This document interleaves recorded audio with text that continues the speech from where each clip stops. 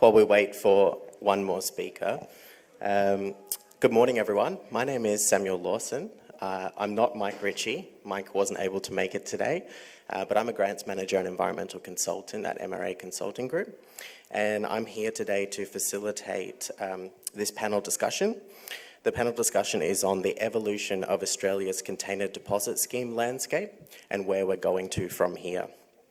So the session will provide you an update on how the CDS is progressing in different states.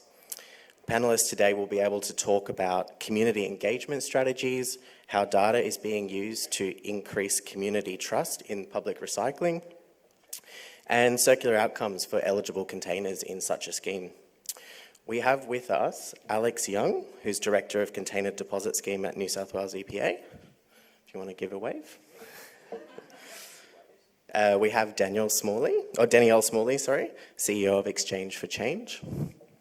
And Michelle Mandel, who's the General Manager of Communications at Tomra Cleanaway. We also have Sean Fraser, General Manager of Operations Container Exchange. It seems that we're currently missing Robert Kelman.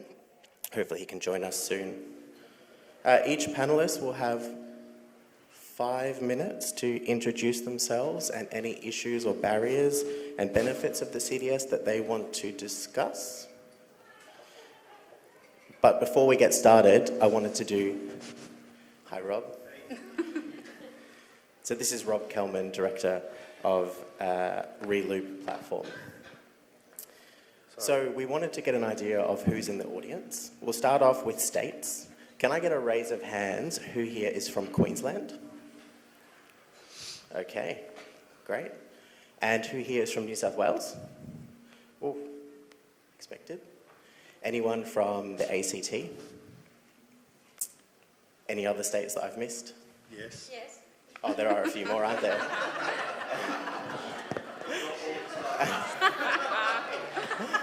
All right, so WA. Oh, WA down the back. Tasmania. Good. Northern Territory. And last but not least, South Australia. I think I got all of them. Okay. That's good. Good to see everyone from... Victoria. Oh, Victoria, where I'm from. Well, I'm from Victoria. Okay, great. And the speakers also wanted to know who here is from local government? Okay. And who here is from industry or the commercial space? Great. And the biggest question is, who here has actually used the CDS scheme available today? Good.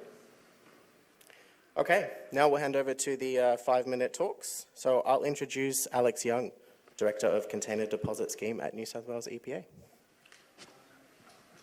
Hello, can you hear me? Yes, okay. Thank you. As you say, I'm Alex Young. I'm the Director of the Container Deposit Scheme at the New South Wales EPA. And I prepared some notes, because otherwise I will forget what I'm talking about. So I just thought, as a bit of an introduction, what I do is, instead of sort of like launching into, where's the scheme going and what are we doing, but I thought I'd actually start by going back, first of all, and going, what were we trying to achieve? And then we can look at, how we got there and where are we going next. So just very briefly, just wanted to say, what was the purpose behind the scheme? What were the objectives? The objective was really to reduce litter. That was the primary objective. But it was also about recycling. It was about saying, okay, if we're going to collect all these containers, we want to make sure they're recycled. And so, the basic concept of a container deposit scheme is that if you give somebody an incentive and you give them a convenient place to go to redeem, to get their money back, and you give them a good experience when you go there, then you'll get, people will use the scheme and they'll come back and continue to use it. So that's the basic concept. But we were actually, when we were designing the scheme, there was a few other things that we were trying to achieve as well. So that included things like we wanted it to be cost effective, cost efficient. We wanted it to be at no cost to government, so we wanted it to be a proper extended producer responsibility model where the industry paid for the cost of the scheme. And we wanted it to complement the curbside system, so this wasn't about trying to say we're going to completely separate that and remove that. It was meant to work together. And lastly, we wanted to have a robust sort of tracking system and verification system so that we could monitor how we were going, we could measure it, we could report on it, and we also had the ability to manage the risks around it, particularly manage risks around fraud, because we're talking about a lot of money going through the system, and we wanted to make sure that it was, that was one of the ways to try and make sure the costs were kept down, was by minimizing the risk of fraud. So the question is, have we done that? And I would say, yes, we have. That's my opinion, but it's also the proof's in the pudding. If we look at the data that we have, and we do get very good data out of the scheme, what we know is that you know, we are tracking well. We've got, you know, in terms of the convenience, we've got over 600 return points. This is significantly more than the minimum required in the legislation. So we know that, you know, we're driving that convenience. We've collected over 9.3 billion containers, so we're seeing good collection rates, and we've reduced litter by 53%. So, and I think, you know, when we talk to people in the community, we do get the message back, yes, they've seen a significant reduction in that, in the amount of containers showing up in litter. We've doubled the recovery rate compared to curbside prior to the scheme.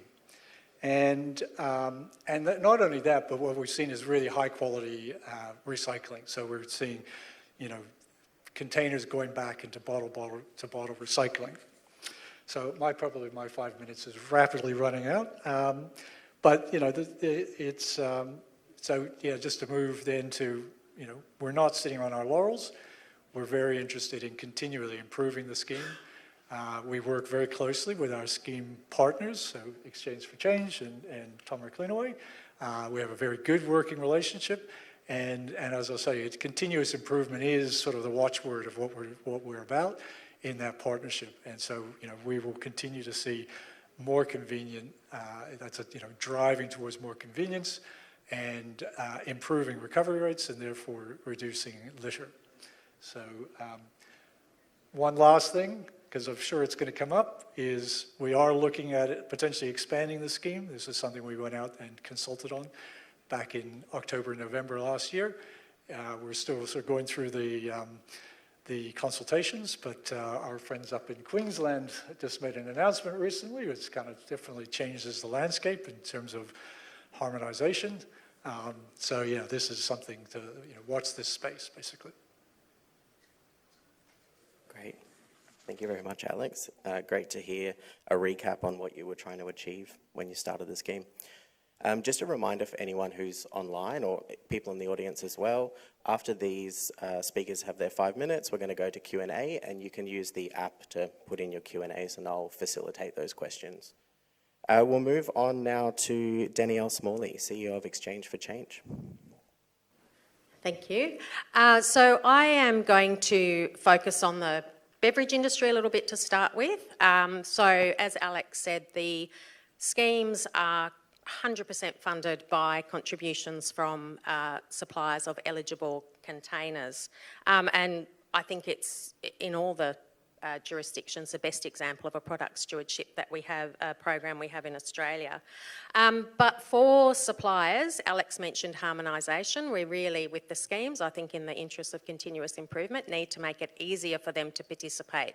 So there are slight differences in all jurisdictions in terms of what's eligible. If you supply in all the different jurisdictions, you've got to report your volumes in different portals, you get different invoices, there's different pricing. So for suppliers, that's incredibly frustrating, is what we hear. You know, Alex sort of skirted around it, I'll say it. The announcement of wine bottles in one state, without all states going, has not sent a very strong message around the commitment to harmonisation in these schemes. But having said that, I also just wanted to talk about the difference that we've seen starting to emerge in suppliers. So initially, we know it's no secret, the beverage industry was not very happy about a compulsory product stewardship scheme coming in, but they have come to the realisation that it's here to stay and they need to look at how they leverage the benefit out of this scheme that they pay for. And so we've seen amazing examples of that with some of the big beverage companies, Asahi and Coke partnering with Cleanaway Impact to build the facility that processes 100% of the PET in New South Wales, and we can talk about a bottle-to-bottle journey there with great confidence. But we're also starting to see some of the smaller suppliers. So you may know Saxby soft drinks. They've started using in their marketing that you can return the containers, and they'll talk about where some of the container return points are. So they are starting to see that value. We need to have more of a conversation with the beverage industry about how we can leverage that even more for them. Would it be helpful for them to know nationally what container deposit schemes are achieving? Can we do redemption rates by brand? Is that something that's helpful? But really to listen to them and provide to them material that would be interesting. Alex talked about the shift, I think, from a litter reduction scheme was always recycling. Now we talk about circular economy outcomes. From the consumer research that Exchange for Change does, it's very clear that people see this as a recycling scheme in New South Wales and ACT. It's not, they don't really see it as a litter reduction scheme. That's one of the benefits, but they want to have great trust in the outcomes because they're making this effort to go and return the material through the return points. And so with examples like the plant in Albury, we are able to provide really tangible, concrete examples of what happens to that material, which makes them realise that the effort is absolutely worth it because of these amazing outcomes. So it's something very tangible that we can talk about. So we want more examples of that moving forward. Finally, just on circular economy, I think there's an opportunity. So, we sort of engage with suppliers at the point where they're paying for the scheme and we're working out how much they should pay. In New South Wales and ACT, that is purely a cost recovery basis.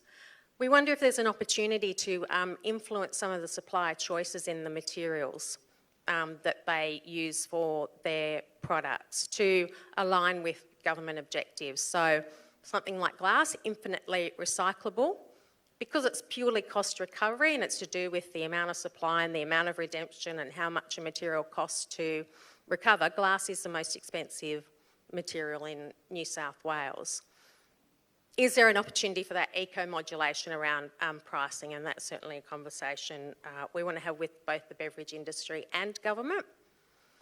And finally, I think moving forward, we have this incredible, in all the states and territories that have the schemes, this incredible infrastructure that's been set up to collect containers.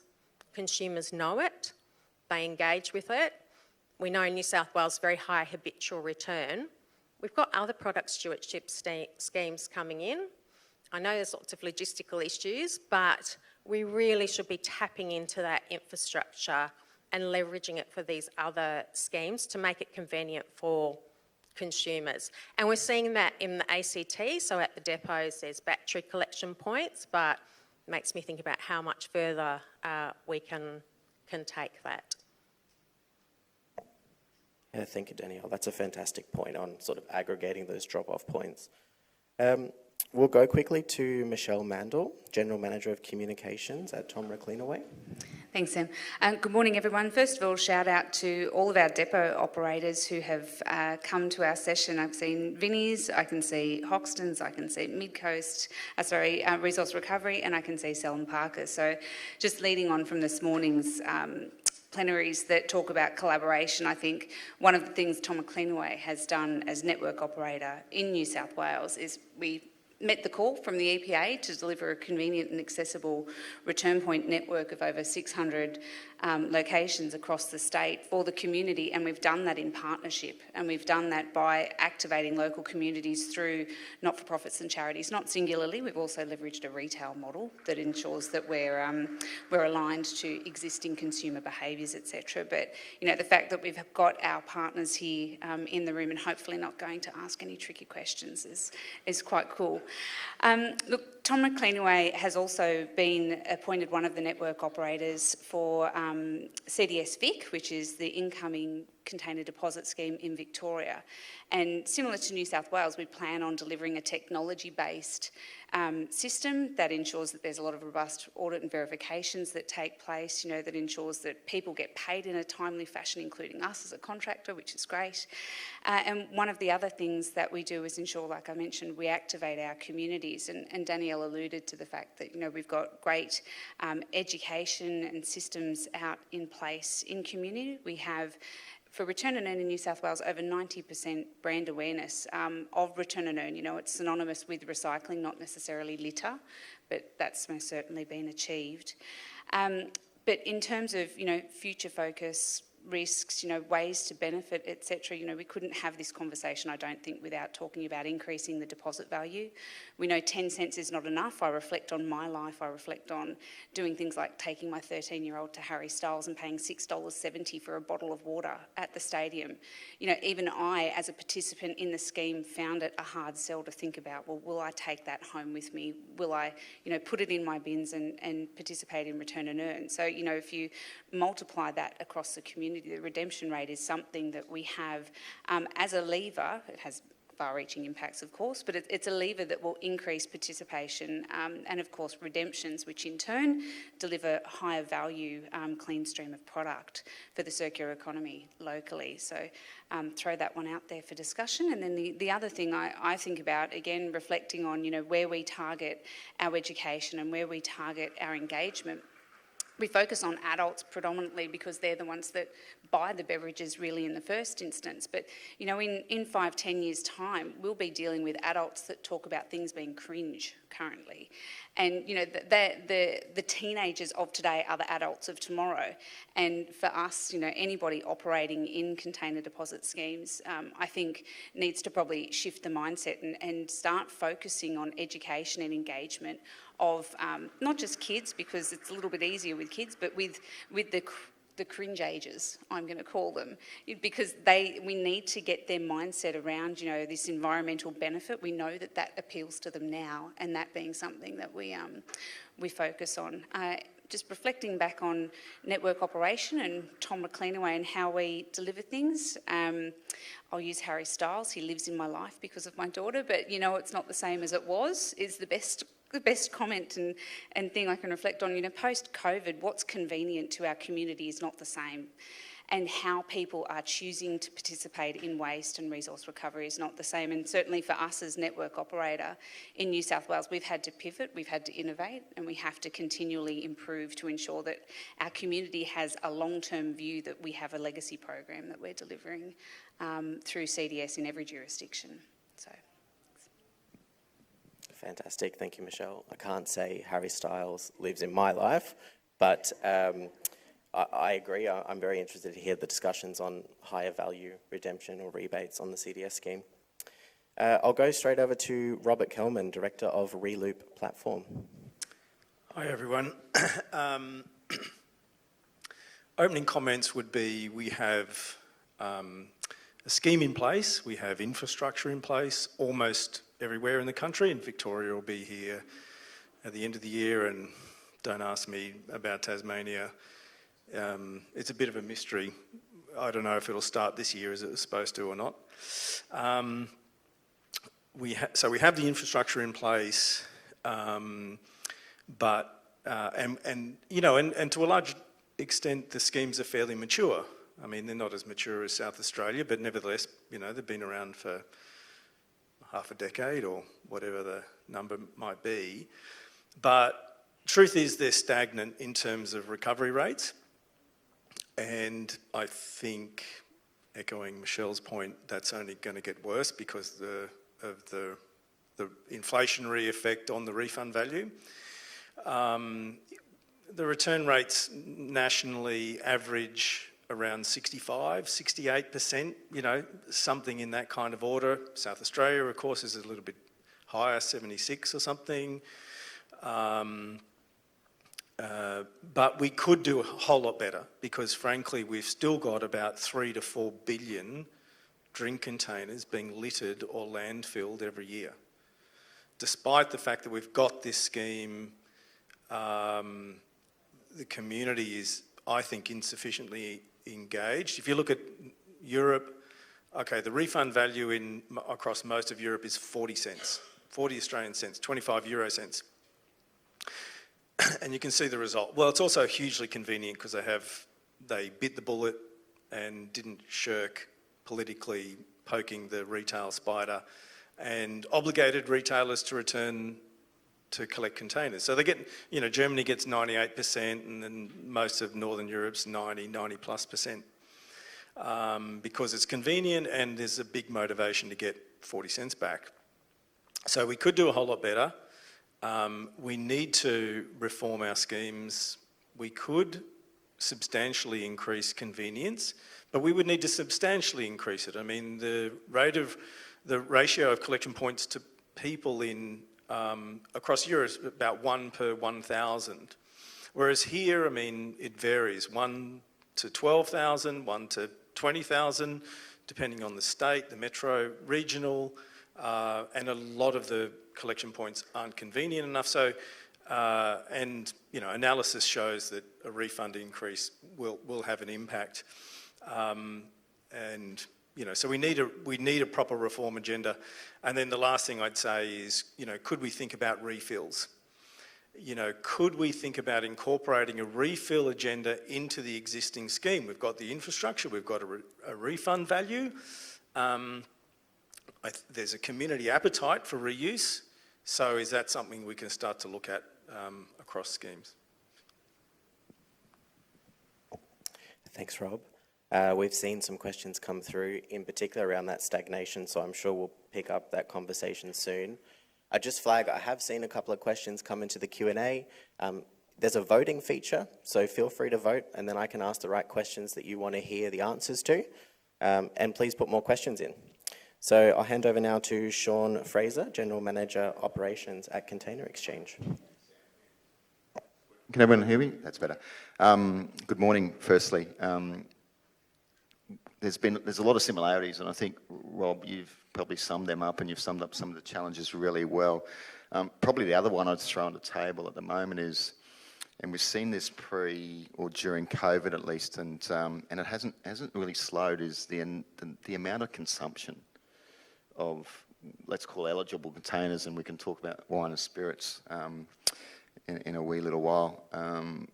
In Queensland, that number's gone from 2.7 billion containers roughly per annum to well over 3 billion almost at the start of COVID, and it hasn't slowed down. And we're still seeing, traditional growth, 1%, 2%, being replaced by 3%, 4% growth. And Danielle, you could probably reflect on your, the recent March period, but March was another very high sales period for beverage manufacturers. We were double-digit growth. Timing of Easter probably had a big role in that. So it's a really interesting watch because I think the challenge, and particularly challenge for COEX, and we're a slightly different model to New South Wales and ACT. We do have TOMRA in there. We do have Cleanaway as operators. We do have Regroup. We have, we call them independent contractors. We have up to 90 of those in a network, as well as we run logistics and processing. That sort of falls in under my stewardship. But the challenge you have, of course, in recognising the European standard, if you will, of one refund point per 1,000 people, is you build a network for a certain size. It's a bit like building a power plant. You don't build a power plant that caters for something in 20, 25 years' time. You build it for today, right? And you have nameplate capacity and all that sort of stuff. So certainly a challenge that we continue to struggle with. And then you've got what happened during COVID. Particularly early on, people's investment changed. you know, and as I said, we execute through our operators. That willingness to invest really slowed down, and it's coming back. There's no doubt it's coming back. So we've got a lot of those challenges. Probably the thing that is different in Queensland is what I've touched on, is that we do have a number of operators. We've got 360 refund points. We have all those challenges that we just spoke about. We are really working on understanding consumption point, and then putting what we call channels around that, whether they be a return to retail channel, whether they be a traditional depot as we would know it, and how do we really make that work across, you know, those populated pockets. And in Queensland, southeast Queensland, population about 65% of the population. But you know, we've got to make sure that we provide the solution to get your 10 cents throughout Queensland, into First Nation communities, into very remote regional communities as well. So, you know, that's you can't ignore that bit, but you've got to make sure you prioritise appropriately with limited resourcing, because even though we're a not-for-profit, you know, we have a small team of 60 that deliver that. Probably a couple other things I'll just touch on. We've just had our strategic plan approved for FY24. That's very similar to what happened over the last couple of years. We published that on our website. Probably what's really probably changed in the last 2 years is because we've got that more research. We know where participation's at. We know that the demographic of 18 to 35 is not where it needs to be. We know that. So we've got these much more narrowed programs, and we've got a team member in the room that's running one of those, I see down the back. So we're really about, you know, out-of-home consumption. We think that's 20% of where the consumption exists. We're also working heavily with councils. We know that in Queensland, and we've got a lot of waste data that we run ourselves, a lot of waters that we run ourselves more recently. There's up to 500 million containers that's still going in red top bin at the household. You know, certainly disproportionately in a mud stream, but in, you know, the standalone residence, there's plenty of containers there as well. So we're really focused on those two things. Of course, accessibility is something we've recognised is really important in the scheme. We're doing something about that. We've got a lot of TOMRA machines in market. We generally put those close to populated areas in retail precincts. We think that's a nice solution, and it complements well our existing operators, and we've got that balance that we need to work through. So there's some of the nuances in terms of what we're doing in Queensland. So. I'd just like to add. I just want to offer a bit of a counter view to the increasing the redemption rate. I think at some stage definitely, but our research amongst consumers demonstrates that financial is a motivation, but it's not the only motivation. And also we do have quite a few people in New South Wales where there are barriers to their participation, and it's not the 10 cents, it's more the access, being able to get there, having the time to be able to do that. Do they think that there's, you know, the value? So we need to clearly communicate better those amazing recycling outcomes. So I think just changing the redemption rate is a bit of a knee-jerk reaction. We need to do a cost-benefit, look at that, look at when it's appropriate to do that, because it does, if you increase the redemption rate, it certainly does have an impact on consumers. And our view at the moment is that there is still room for growth, but once it does plateau, we do need to look at that. And we know it looks like growth has plateaued at the moment, but we haven't had a normal period for a long time. We've had fires and COVID and floods. We had bread cycle, which may have impacted on people's willingness to participate in the scheme. So we just need, and we've also had huge supply in New South Wales as well. So that's been impacting on redemption rates. So wait and see that when that all sort of settles down, are we then able to raise the redemption rate? And we're pretty confident that we will be able to do that by addressing some of those other barriers. Thanks, Danielle. And Sean, would your research on the consumer interaction with the program support what Danielle's just said, or? Yeah, I think there's, firstly I'd say it's a regulatory it's a matter for the regulators, if I can say that, around the refund amount, and we're talking about the 10 cents I think you're talking about. I still think there's certainly room to grow. We're no different to what Rob said before. We've certainly seen a stabilisation of our recovery performance. It is, anywhere between sort of, low 60s to mid 60s. It's not dissimilar to any other state. But I do think there's some room to go, and I think it is some of those points that Danielle made around, particularly putting solutions in market. We run a home collection solution. We've invested a lot of money around that, and it is about providing opportunities for those that can't get to a scheme or use a scheme, and there's plenty of people out there that like that. It is a little bit of a connector to where we've placed our refund points, but you heard me mention that sort of, retail precinct RVM solution. I think that's a big part of it in Queensland as well. So. Okay, fantastic. Any of the speakers want to reply to that? Otherwise, there's lots of questions we can... Oh. Okay, no, ask the questions. Okay. We'll jump to the audience. I'll do one audience, one live, so that it's democratic to some extent. Does anyone here want to ask a question? Mike, down the front.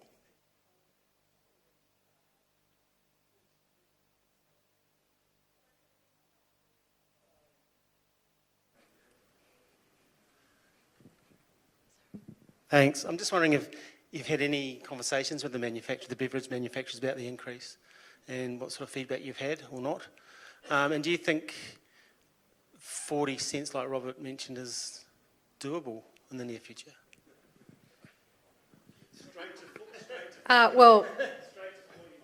Straight to 40.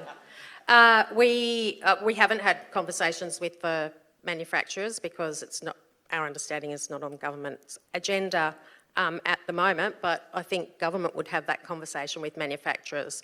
As Sean says, we are delivering government policy, so it would be a regulatory change, but I can imagine that there would be a lot of concern, just particularly in this economic environment, if it was to jump up to 40 anytime soon. And there would need to be a really sound rationale cost-benefit analysis that had been done to demonstrate this is the answer to raising redemption rates. I would imagine that it would be because you get higher returns. Because if you're getting 10 cents for a container, I see a lot more people with 40 cents saying, yeah, I'm going to start returning now.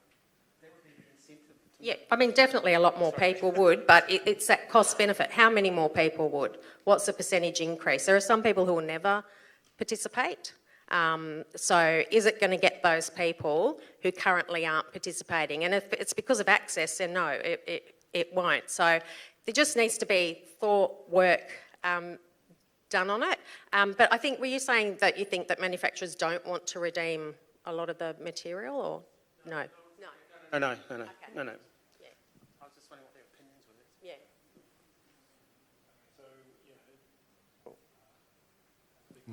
There we go.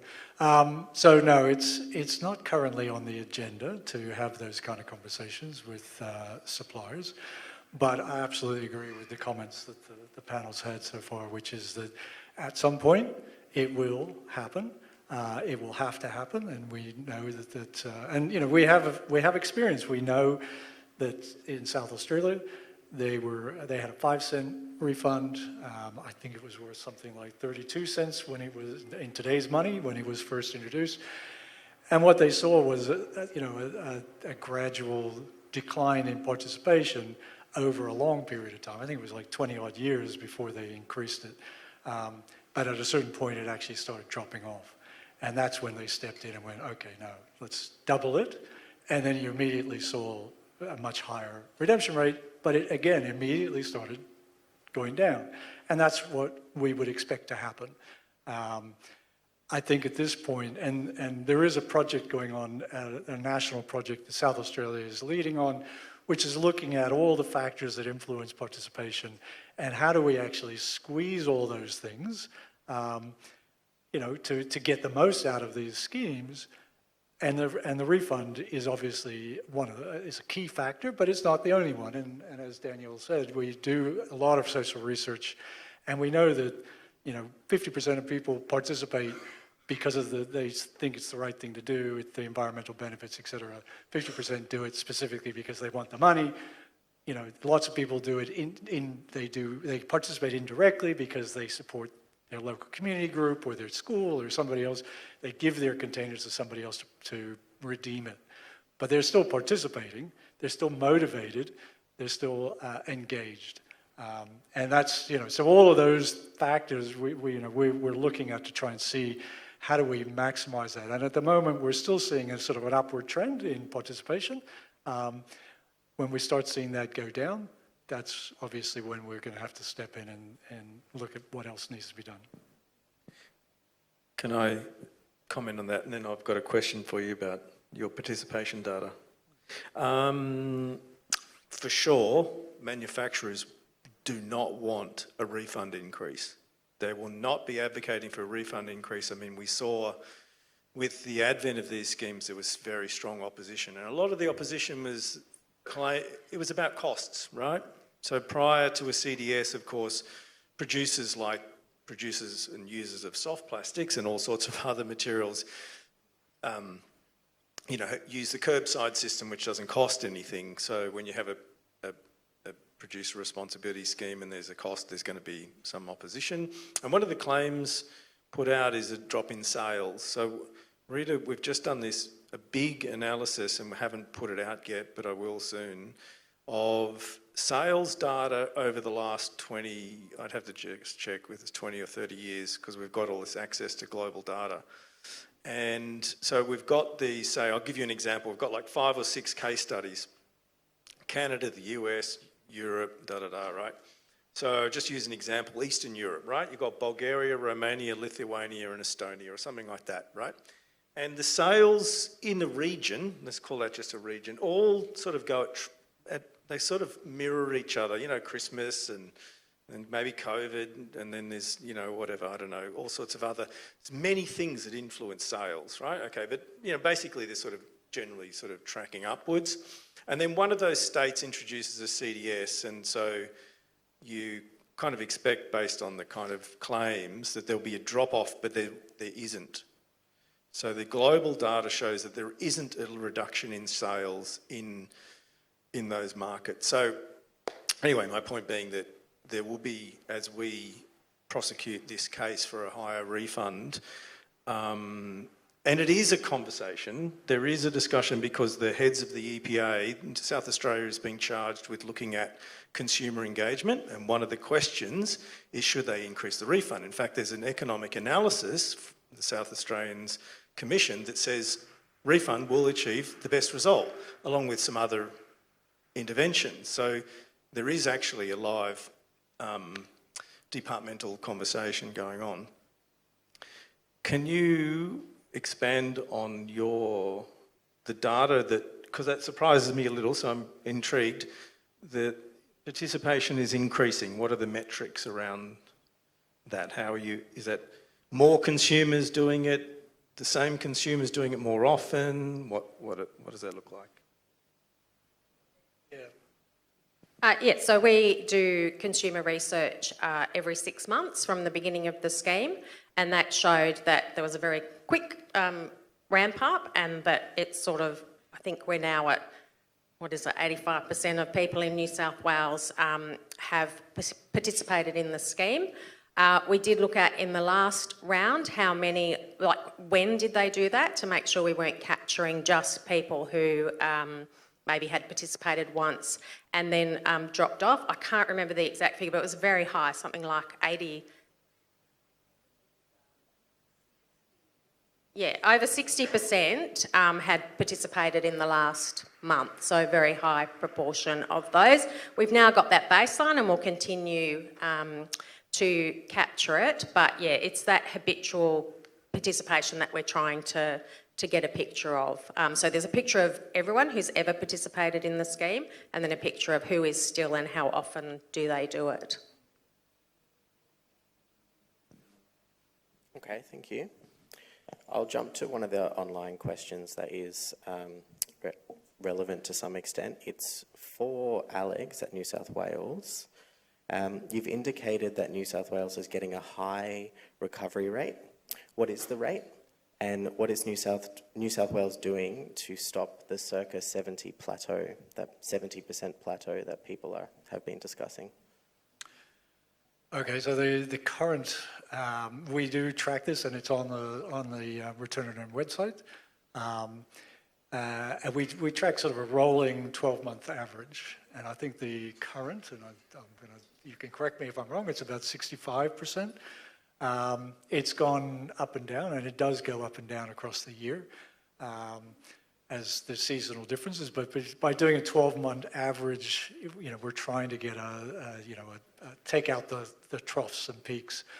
But the reality is that last year we had the shutdown for 2 months, and so that had a massive impact on the recovery rate. Obviously, we saw a huge. So that was in August and September, and then we saw a massive spike of redemptions in October when the network reopened. Highest redemption rate per month on record in New South Wales. But what we didn't see is all of those containers come back that had been consumed. So if we hadn't have had that shutdown, we would have probably hit the 70% and plus in that year, but we didn't. And those containers that were not collected in that October-November period, we never saw them. They didn't get, they were lost to the system in some way or other. We've continued to sort of see a steady rise in collections. I think March was a record month, highest March figure. But we've also saw a record sales in March. I think it went up by 10%, I think something like that. So, when you look at your average, of course, that means you're pretty static. But you need to take that with a grain of salt, because what we've seen is there's about a 2-month delay. So when sales, you expect what you're going to see is 2 months later, you'll see more redemptions. So in that month, they kind of cancel each other out, but we are hoping to see over time an increase in that. And I think overall, I'm going to, again, off the top of my head, so one of the things about the scheme is we get very good data. I actually get a report daily on the recovery the day before. It looks at how many were collected through different channels, and how many were per that week, per that and across the year, and we're up. I'm going to guess somewhere more than 7% compared to last year. Yeah. So on the daily average and across this financial year, so we're definitely seeing a continued increase. It just depends on what the sales are going to be across the year and how that 2-month delay comes out at the end of the financial year to see what our redemption rate is. So I don't know if I answered the whole question. Yeah, well, most of it. So also interested to know, would increasing the rebate increase participation in the scheme? We've touched on this a lot, cost-benefit analysis. And then also, would increasing the materials going through the scheme, for example, wine bottles, increase participation in the scheme? So I think let's focus on the wine bottles. I think we've covered the rebate through the conversation already. So it would be good to hear from Alex, from Danielle, and then also maybe Michelle's perspective from industry. Okay. So I think so wine and spirits bottles. I'll include spirits as well. Our estimates are around 233 million containers are being supplied into New South Wales. So you compare that against what's eligible now, which is somewhere in the 3.6 or more. So it's not a huge number, but the way we look at that is we expect to get better outcomes for those containers if they come through the scheme. But it's also about, it just kind of goes to that convenience factor, because we kind of look at it and go, people who drink wine, are not different than the people who drink beer or other beverages.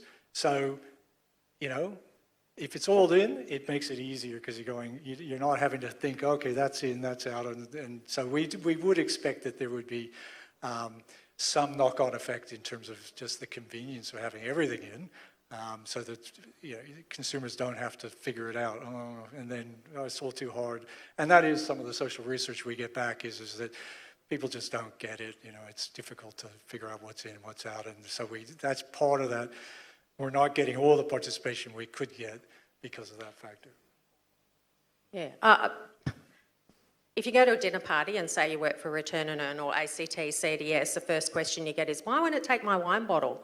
So people are very hungry for wine, and I think, as Alex said, our research indicates that there is, strong support for returning wine bottles. And we did some qualitative focus groups recently. I sat in a couple of them, and there were people there saying, well, yeah, it's not really worth my while just for the soft drink. Now, if you put in champagne and wine, I'll be there with bells on. So, I think it definitely will drive up participation. Whether it'll drive up the redemption rate is yet to be seen, because you've got to take the supply into account, but definitely more consumers. And if we take into account the actual commodity outcomes as well, there is high demand for, our output as Tom Cleanaway and for Return and Earn product. So we've got Visi and other suppliers, Aurora in South Australia, that are hungry for our product, and having a greater volume only leads to better outcomes overall. So, in curbside recycling, we know that glass is not the most coveted material to go through, and we've managed to set up a system that keeps it clean stream and separated, and capable of going to high-end recycling. It can be back on the shelf within 4 weeks. It's so fast, especially in Metro Sydney, because we've got the recycling and manufacturing facilities there. Fantastic. We have a question down the audience, so just wait for the microphone.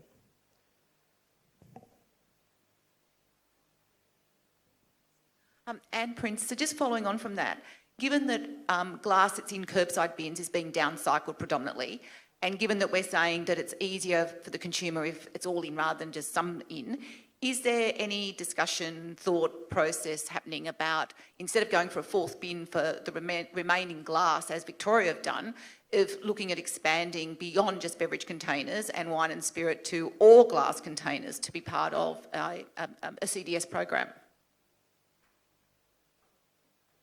That's going to be for me, I think. It's a possibility. So South Australia was. So if I can back up a minute. So there's a ministerial meeting, COAG essentially, meeting of environment ministers. There was a decision there to harmonise an agreement for all jurisdictions to harmonise the scope of containers by 2025. And then the heads of EPA's meetings, which feeds into the ministers' meetings, there was an agreement to consult on an expanded scope. Now, South Australia was the first jurisdiction to do their consultation, and they looked at actually a much broader coverage of containers in that consultation, but their main thing was to pick up additional beverage containers.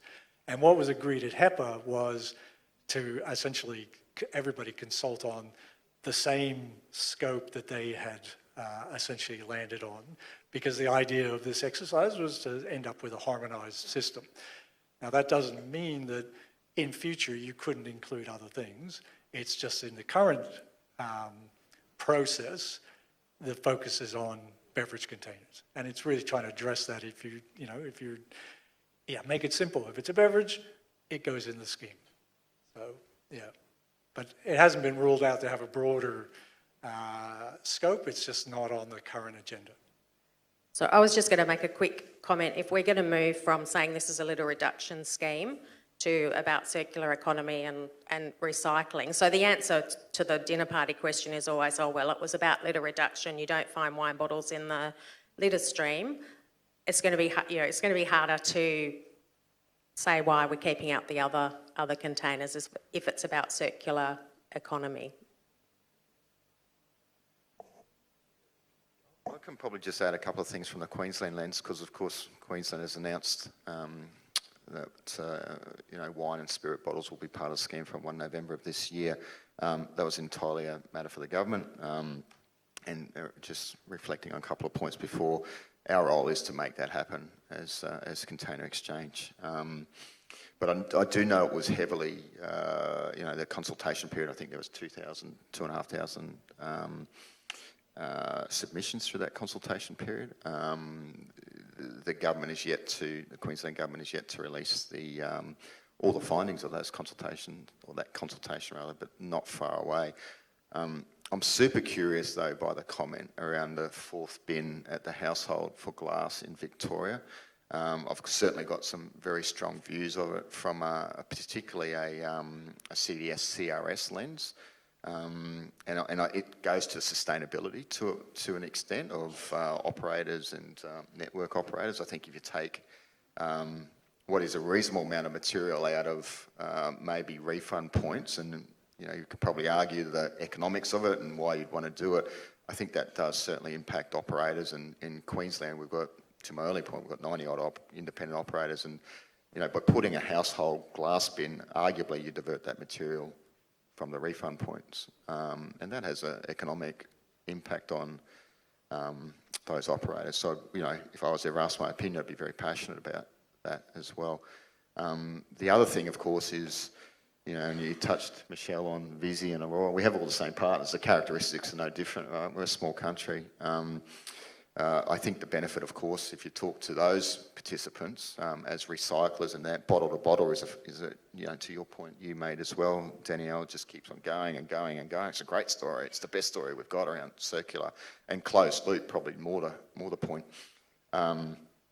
is that that's the best opportunity for that glass is to come through our scheme or schemes in the most cleanest format. If you talk to MRF operators, as you do, as I know you do, there's a high level of contamination. There's a considerable processing cost after that as well. So just some of my thoughts. Thanks. Yeah, it's really interesting just to go back and remind ourselves of why this scheme and other product stewardship schemes are important for the circular economy, because curbside recovery, and Anne, you can back me in or slip me out, undercut me or whatever you, at this stage, because you've done so many bin audits and you've got a lot of background in that space. We were collecting around about 32%, recycling about 32% of containers in New South Wales through the curbside system. Now, from memory, collection might have been maybe late 40s, mid 40s, but there's so much loss because of contamination.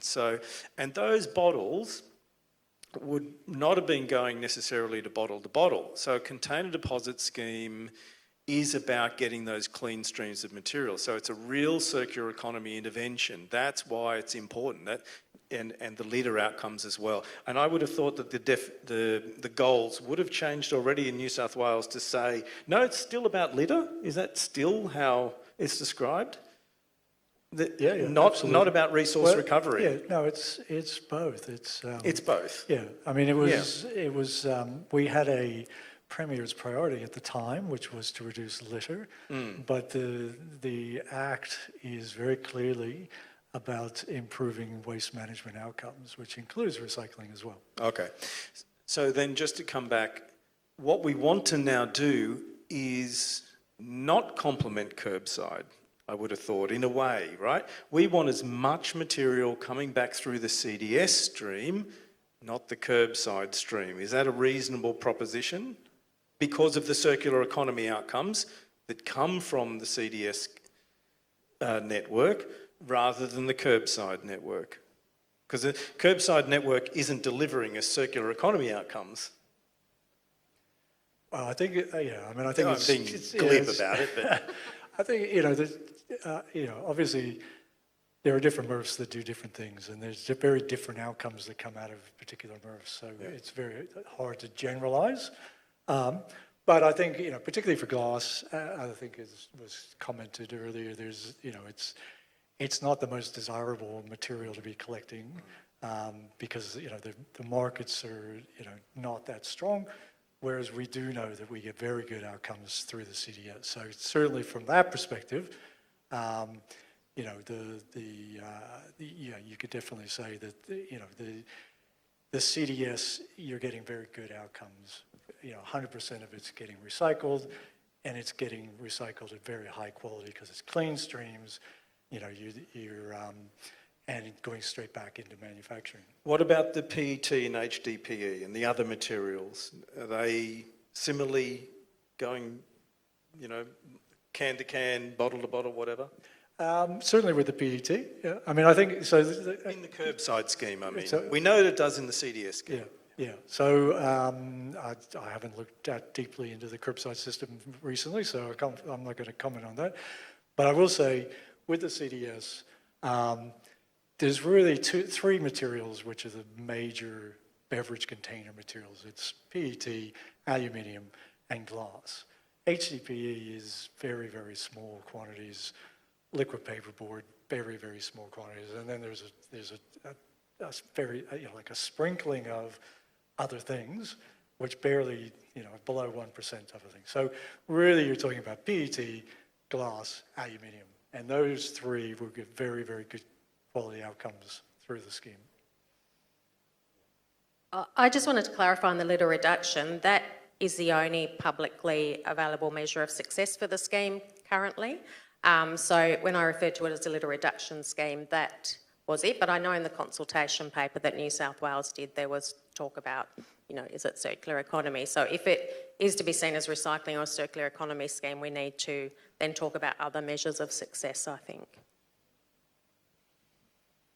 So touching on circular economy and moving away from the clear objectives at the start and implementing some new objectives for a scheme in the future, we have a question here, someone asking why isn't the existing network used to collect other materials like soft plastics, for example? I'll just quickly talk from a Queensland lens, and again, not from a regulatory lens. I think we need to be really excellent at collecting containers. I think that's, whenever we're asked, why don't you expand into soft plastics, cardboard, batteries, tyres, all those sort of things, the answer is we've got some work to do around containers still, and I think we need to be focusing on that's our purpose in container exchange. I'll also add that a number of LGAs, though, are having those conversations, particularly BCC with us, around how do we, co-share the property footprint that we've got through the network, particularly with our depots, which is a terribly exciting opportunity because BCC have 5 transfer stations, population of 1 million people. So that's really about the access for their constituents to use our property for other recyclable materials. Now, it's exciting. I do come back to the view that we've got to collect containers and we've got to do it very well, and there's some things that we can do certainly better in Queensland. So. And I think reflecting on New South Wales, and then throw to you, Alex, that we are contracted to deliver a container deposit scheme, collection service first and foremost. So that is how the existing infrastructure has been set up, and that's what they're synonymous for. But when you go out and ask community, they will speak about recycling stations. So again, resonating Danielle's point that the scheme in New South Wales is synonymous with recycling. I think there is opportunity to probably think about how we can leverage that network to do something different. But then thinking back to what the New South Wales EPA funded heavily through municipalities across the state, the community recycling centres are another piece of infrastructure that's already existing, especially in New South Wales, to deal with other waste types. So, we need to probably take a bit of a helicopter lens about what each state has available to leverage those assets and optimise them in essence. Yeah, no, I would agree with both comments so far, but just to say, one of the things when we were building the scheme, we looked at those community recycling centres and we saw that some of those were really hard to get into certain locations. It was a real challenge. There, it's not like there's lots of free space sitting around, particularly in metro areas, for collection points. And so we tendered and ended up with a proposal which really pushed towards an automated system with these reverse vending machines. Now those are very, very specialized equipment for collecting containers. They don't necessarily lend themselves to soft plastics and other things. That's not to say that there aren't opportunities, which is to go to the point that Sean made, which is, there are depots And, we were just out at Luke Parker's place yesterday, and they're collecting batteries there. It's, they collect scrap metal there as well. But, that's where, where it makes sense, taking advantage of those opportunities, absolutely, I totally support that. Yeah, and I guess it comes down to understanding the consumer and how they're going to behave as well. Like, what's the most convenient way to structure the infrastructure for them to use it? We have a question down the back, and another question over there. So I've got two questions. The first question, congratulations to Queensland for adapting or adopting the large containers in Queensland, and for Victoria starting on November 1 as well. Would it not make more sense to be consistent across the eastern seaboard that all three states adopt the introduction of the return and earn of the larger bottles on November 1? I'll give you the scripted answer. The scripted answer is that it's a matter for government, and it's to the point that Michelle made. We are contracted to the government to collect what the government tells us to collect. It's not answering the question. That's the scripted answer. But it does make sense, George. I mean, I think Danielle alluded to that as well. We would like for this to be harmonious across all states. One of the benefits we've got in New South Wales, potentially compared with other states, is Return and Earn is a consistent statewide brand. Our refund points are the same across the state. It means that our consumers in New South Wales have a similar experience wherever they go. And, consistency with the container types that are eligible between jurisdictions is part of that, holistically, and ensuring that everybody everywhere has the same opportunity, same understanding, education, etc. It does make sense, but it's a huge logistical issue to include other containers. So, the other jurisdictions that haven't been working on it since November last year need to now look, I think, at what's feasible, which, Alex can talk to, because it is a government decision, but we need time to get ready for it. Yeah, I think it's, there is a commitment, as I mentioned earlier, about harmonising across the country the scope of containers that are in all the schemes. I think, we went out to consult last year, but then we had an election in March, so kind of it does, make the process takes a little longer when those kinds of things happen. And we also got a lot of feedback, which I thought was actually very legitimate. I mean, the wine industry in New South Wales was very vocal in raising up concerns and issues that are relevant for implementation and transition. And so, we were very curious. As soon as the Queensland government announced that they were going to be expanding, we were on the phone going, how are you going to manage, this issue and that issue? And, they've got some ideas around it, but those are things that do need to be taken into consideration. And so we have committed to working through those issues. I think, though, that, I do come back to the point, though, that, there is a commitment to harmonise by 2025. The second question was, given that the wine and spirits bottles are more expensive, would it be beneficial to have a 20-cent rebate and trial and test that data moving forward? I think, we've talked about that earlier. I think it's not currently on the agenda, but it's not to say that in future it won't happen. Noting some questions here, I'm just going to ask a question from the live stream. It's relevant at the moment. So we're on the topic of national harmonisation, and a few people online have asked, is there scope to implement a CDS scheme across Australia, one for the entire nation? And if you were going to do that, what would the steps be? How would you go about it, to all the panel members? And no, because all of, there's contracts involved. I mean, states generally deal with waste, except for the sort of federal export bans on various products. And, there's different governance schemes, and, there's different contracts that these guys have with their operators. So, yeah, it's not going to happen. Unanimous no. I think the horse is bolted on that one. Quite frankly, I think to unpick the governance systems and the fact that there's there's, you know, federated jurisdiction and legislation that underpins it, it's a little bit of a challenge to do. But, you know, there's certainly elements that absolutely can be harmonised, and I think that's part of, you know, the job ahead that we as a nation have in terms of our overall waste management. Just a quick, Canada. I mean, every single province in Canada, completely different, different refunds, different eligibility, different collection networks. So yeah, I mean, we're a whole lot more harmonised than an equivalent country like Canada. I mean, the US similarly has like 11 jurisdictions or something like that, and they're all completely different. 5 cents, 10 cents, yeah, it's all over the shop. Okay. Would anyone in the audience like a right of reply to that one?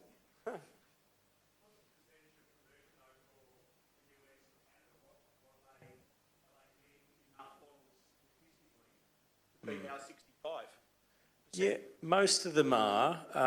The US, geez, I mean, basket case, right? But harmonisation's not required. It's facilitated somewhere. Take it somewhere and see good purpose from it. Sure. Yeah, I mean, the US, just a quick one, right? I think New York State still 5 cents or something like that. It's really just a homeless people program.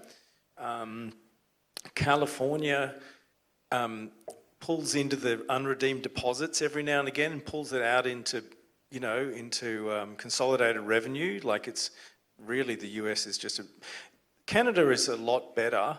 And across Canada, I mean, an equivalent, I've sort of been looking at this, equivalent jurisdiction might be something like Alberta.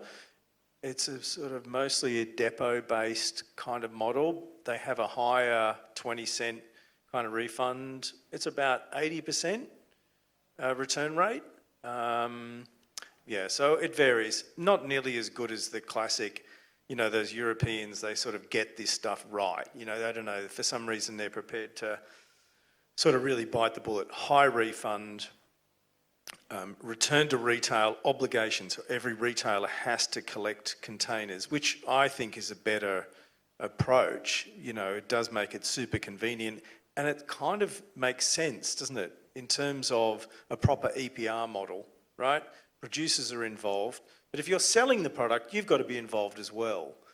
Yeah, but we didn't do that here, which was a lost opportunity in New South Wales. Not that it was your fault, Alex, not for a minute. But the minister at the time just didn't want to poke that big spider of Woolies and Coles, because they had enough of a fight on their hands with beverage. So we're playing catch up to some degree, right? No, that's right.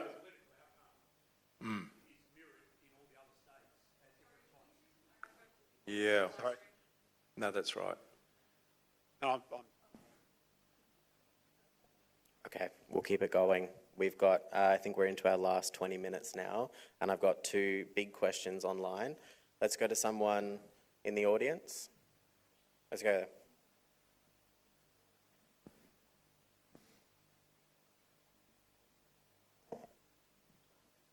I just want to ask the question on the wine and spirits. Are they going to be a national label or a state label?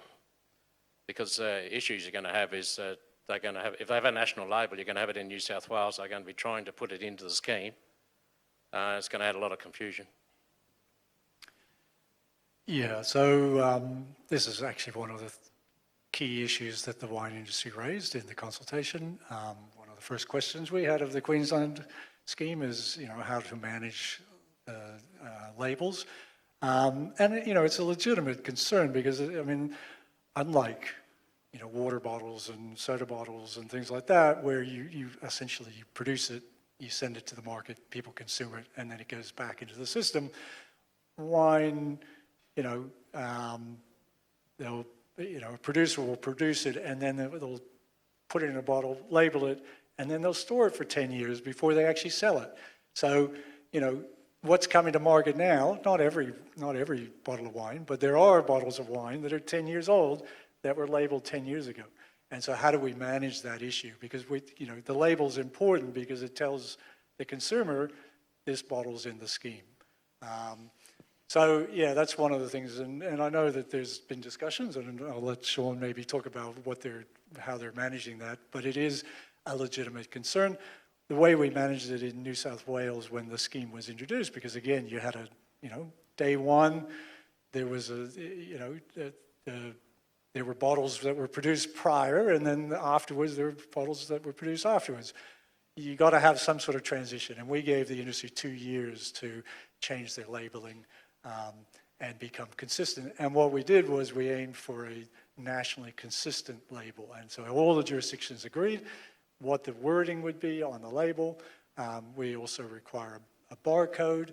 That's something that's, again, it's a national system. There's no state-based barcodes. And so, yeah, we would imagine that's going to be a similar solution. There's the discussions about, well, how long is that transition period? How do you manage the things that were 10 years ago? Because, are we going to have a 10-year transition period or not? Those are kind of questions that still need to be worked through. I don't know, Sean, if you have a comment. I would just say exactly all of those characteristics and challenges are what we're currently unpacking, Charlie.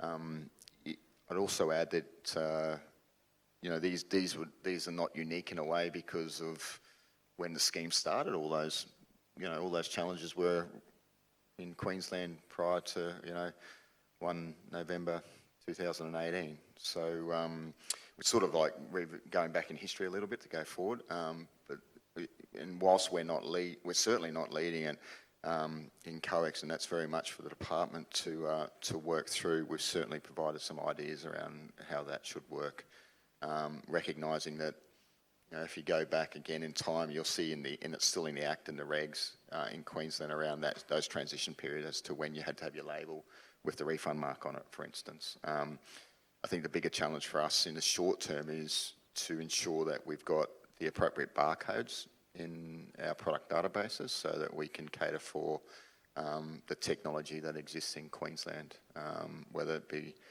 the TOMRA type technology or whether it be other bulk singulator technology that we have in a number of our sites. So there's a fair bit of work to do, there's no doubt. So. Yeah, I just also want to just back up a little bit and say we've been talking about the inclusion of wine and spirits, and we consulted on that. I just want to just be really clear and say there is no decision about doing that at this point. It was consulted, and there was a preferred position that the government put forward, but there's no decision. There's no announcement saying that we're going to do that. Just wanted to clarify that at this point. It's still, a point of discussion, and we've committed to then work through a bunch of issues. What it is fact is that all ministers agreed to harmonise, and obviously Queensland have made a decision to move ahead on this. So just the New South Wales position is we've consulted, there's no final decision yet. Okay, we have someone asking a question if we just wait for the microphone.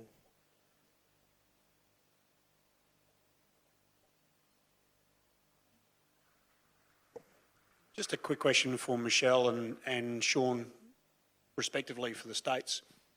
From a glass perspective, do you have enough capacity within your supply chain to move it on once you've collected it in the current position? Because if we do, we're talking about cleaner supply chain, we're talking about circular economy. Whether it's a wine bottle, a spirit bottle, a bottle, the uniform barcode is universal pretty much globally, if not regionally. And you're right, Sean, with regards to categorisation of those barcodes and whether they're a part of the scheme and the people are buying into that scheme as far as putting the money where they're, the logo of saying 10 cents is really just a cosmetic. It's the barcode and the recognition and people putting money into the scheme. If we're going to get cleaner supply chain and you guys can move it on, would it not be advantageous to get it out of the commingle, get out of the contamination, clean up that other product and get a better supply chain for that material as well by using the technology that's currently available and will be evolved to accept more product? So if we can get rid of it now and there's future markets, that's the biggest question we have, so we don't have another red cycle or another reflection on the industry that we're having to fall on our own swords as a result of not realising what the capacity is capable of doing it and getting ahead of ourselves. I'll speak to New South Wales first, Sean. Look, we absolutely were part of the consultation process and made our submissions to EPA, but 100%, you know, if there's the ability to use the existing infrastructure, and we do have capacity to accept more glass, and our outlets are telling us they want more glass from us, for New South Wales there shouldn't be an issue. So it's just a matter of, you know, channeling my inner Dawny, who's not here today, but when the government says go, we will, you know, follow suit. If anyone's familiar with the setups, especially of our reverse vending machines out in the network, and there's about 300 of them, there's a whole side of the facility that's dedicated to glass. That's the lower portion of the total material that's taken in by the scheme. So glass is on one side, and then aluminium and plastics is the other. And you know, glass equates to, I think it's about, glass equates to something, but it's less than the total whole. So we have capacity, in short. And from a Queensland lens, it's slightly different. We've just, all our contracts are 5-year contracts with our operators, and it's a really good point that you make, Rob, before about, you know, we're very much locked into these models at the moment, for the good and for the bad.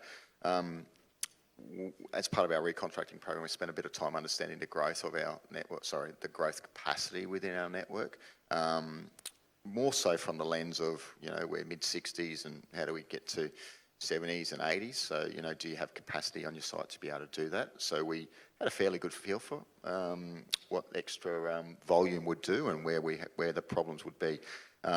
Visi, as our main partner in glass, Visi take you know, a good percentage of our 80,000 tonne that we generate in glass a year.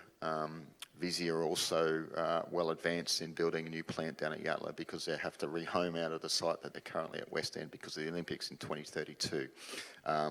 They are very excited to potentially receive more cleaner cullet through the scheme. From us, from an operations lens, the challenge we see is probably more about putting the logistics to it. I don't think it's about the extra bins. I don't think it's about that. I think it's more about the logistics to it because we are on our weights right now when we move glass under HVNL. So we've got a really good feel for what it will do. And I think if it was, you know, from a regulatory position, the easiest material is to extend the existing material type you've got already in the scheme. And that's largely what the outcome is for Queensland. So. I might just add a little bit in there, which is that, and you know, take this as second-hand information. So, but I'm just sort of put it out there, which is, you know, back before the scheme, OI was the main glass manufacturer in New South Wales. I understand that they were including about a 12% cullet into their glass manufacturing, and that was kind of a ceiling. They were telling me. Because of the potential contamination. There was only so much they could put in because they were worried about things like Pyrex and ceramics getting in, which would weaken the glass. And so 12% was kind of like the maximum they could manage out of the curbside system. With the CDS glass, it's super clean, and you know, I think they're up well over, you know, 40-50% now. I don't know if anybody's from Visi here can say exactly, but we know that the upper limit is, it's 100% is apparently not possible, but you can certainly put in 70% plus of cullet if it's clean, and that's. There you go. There we go. Somebody from Visi. Thank you very much. So yeah, if you've got clean streams, the capacity for the market to absorb it is quite extensive compared to what was before.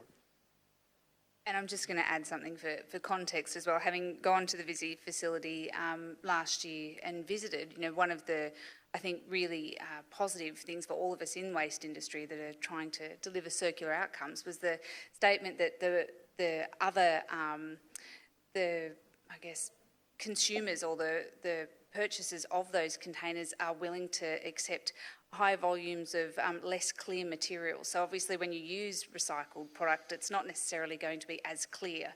And flint, which is clear glass, you know, there's some acceptance, for example, with pasta sauce jar purchases to have some lack of clarity, and it means as consumers, you know, we are seeing circular outcomes on our shelves more easily. And that's a real benefit, if we have a greater demand for recycled content, it will keep, fulfilling the requirement and we'll be able to supply to that. Now that we have, yes, you're on the, don't nod, don't shake, nod. So my understanding was always that for every 10% increase in coloured into your furnaces, you can drop your energy demand and therefore greenhouse emissions by 3%. I'd love to know whether that's true or not, and then I have more questions for you. Right, okay. No, that's okay. Yeah, that's fine. Yeah. All right. Will someone on the stand know? Okay. All right, okay, we'll report back. So, I mean, that's a really interesting possibility, right? So the idea of having more cullet is it reduces the temperature of the furnace, ipso facto, reduces the energy demand and reduces the greenhouse emissions. So I'd love to, it'd be great actually if, now that you own OI, would be to have some updated data on that, actually what's happening, because then we can, make reference to that as a really great story. I sort of have a second point, if you don't mind. It always strikes me that like I live in Tassie, all the beers are now going to aluminium, right? All the funky little beers that you pay freaking fortune for are aluminium. Yeah, I mean, there's still some glass, Cascade Export Stout, etc. still comes in glass. But it does strike me that there's an opportunity that isn't being seized on by glass, which is the refill story. You're not going to refill an aluminium can. You can refill really thick PET because it happens in Europe. It's going to be glass. There's a play which I just don't see the glass sector kind of seizing upon. The possibility of, now has it happened in the US, Oregon? OI worked with the Oregon Bottle Deposit Organisation, scheme coordinator. They made a slightly thicker bottle. It's a uniform bottle, but they're going to have 3 or 4 options in the future. So it's got to be the same shape. I know that's the beverage marketing people will be crying in their sleep over that idea. But, you can have a different label. Okay. But so they're now selling those to, I think, kombucha, and there's some ciders and some local beers then they go to the producer and say, I'll have the refillable glass, please. And they just bottle it, they ship that off and they bottle that. So again, look, I'm coming back to something I mentioned earlier, which is what is the opportunity for these CDS schemes for us to reintroduce refillables? There is a conversation, there's big EU targets around refillables. I know producers aren't going to jump at it, they will absolutely hate the idea, but it might be that we get some, the funkier section of the market going first, and that could lead to something. But I'm not seeing Visi in the space going, let's go refill, we can make the bottle, blah, blah, blah. So, on notice, and I'll throw that same mud at your stall when I see them. But it is a good point on perhaps the evolution of the CDS in the future, and perhaps whether emissions can become a factor that you use to measure the success of CDS in the future. We've got one question online, and we're in our last 4 minutes, so I urge you to make your answers quick. Someone wants to know about the phenomenon of bin raiders and the behaviours that we could expect in Victoria when the CDS is implemented. So I'm assuming when we say behaviours, we're talking about negative behaviours that we don't want to see, perhaps like dumping or littering as well. Maybe over to the operator side, and then maybe to Rob for some... I think, and Danielle also, yeah. Given... I think unintended scheme consequences, that's what we like to refer to them as. I guess we, as network operator, we've provided a network of return points to enable consumers to get their refund. We aren't responsible for everybody's behaviour, though. So, in some regard, God bless the bin raiders. They're going and using our scheme, where there are consumers who aren't interested in participating. There are other individuals that are motivated for that 10 cents and to go hunting for it. It's something that I think in the current climate we're actually seeing more of, truth be told. I can't comment on the bad behaviours, and I guess I'd assume that's a question that's come from councils or a council in the audience, and I'm interested to see how they they would say in the last 3 minutes perhaps now, they deal with it. Oh, yeah, I was going to say, it would be interesting to know how many complaints councils get. I mean, I guess we don't get a lot of complaints directly to us. We see a few headlines around it. And I think, yeah, what is the issue? Is it is it the mess that's being made? Well, you know, maybe there are solutions we can come up to. We can put something next to your bin if you don't want the containers and, you know, leave them out for somebody. So I think it's easy to address, but I just struggle sometimes to understand what is the issue we're actually trying to deal with in terms of bin raiders. Hi, it's Luke Parker. I've got the Coffs container return. And just yesterday I learned about what's happening at Coffs.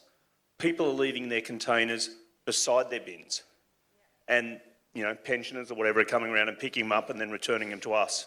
So we're seeing that in Coffs Harbour at the moment. I don't know if anyone's seeing it anywhere else, but it's news to me and it sounded pretty cool. So, Yeah,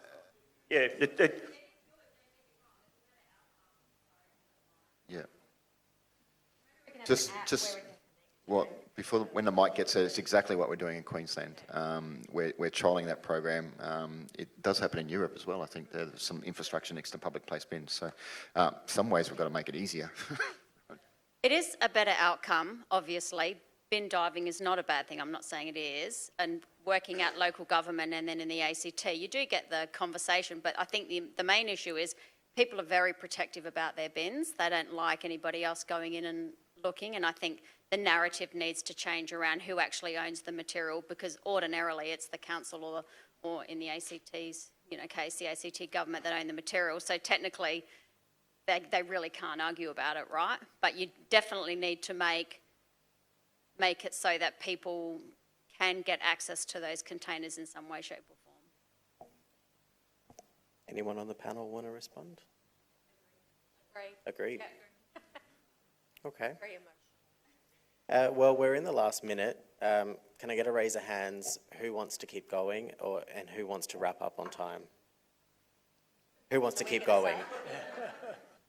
Oh, and who wants to wrap up on time? Most people. Okay. Well, what we might do is we'll wrap up, and if you've got any burning questions, come and harangue the panellists on your own time. But yeah, thank you for coming along to the session. This was about the evolution of Australia's container deposit scheme landscape. I think it's lunch now, so go and have lunch and network with your colleagues. Thank you.